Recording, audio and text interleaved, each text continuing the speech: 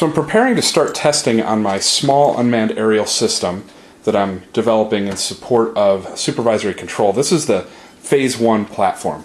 So in other words, I'm designing this system to just prove that it is possible to control an RC helicopter, a 450 Storm helicopter, using a set of software, a serial servo controller, and a PC.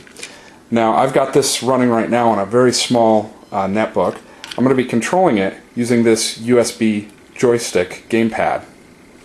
Right now I'm set up in my house, and I have my sUAS out on the patio behind some glass, so that if there are any problems during testing, such as a blade strike, or if the vehicle starts to fly towards me, out of control, I'll at least have some layer of protection between me and it. So I've limited the controls. Right now I have about 50% throttle available, and I have about 50% of the collective available. I've also severely limited the pitch and roll controls, because this is merely just a ground test. I don't want to get this into hover. I just want to confirm responsiveness using this PC control setup. So for now, I'm going to start it up.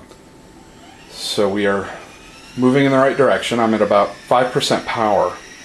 I'm going to boost it up to about 30%, and I'm already getting some response. So that is very positive. If I go up to 50, I can see this is starting to get where it wants to leap up. If I apply just a little more collective, I think this would get airborne. I can also affect the heading using the tail rotor. So here I'm going to apply a little bit of left tail rotor, and you can see it rotate.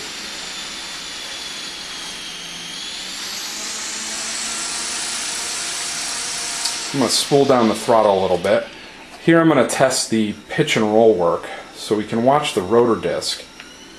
So I'm pitching forward, here I'm pitching aft, and this is very small increments.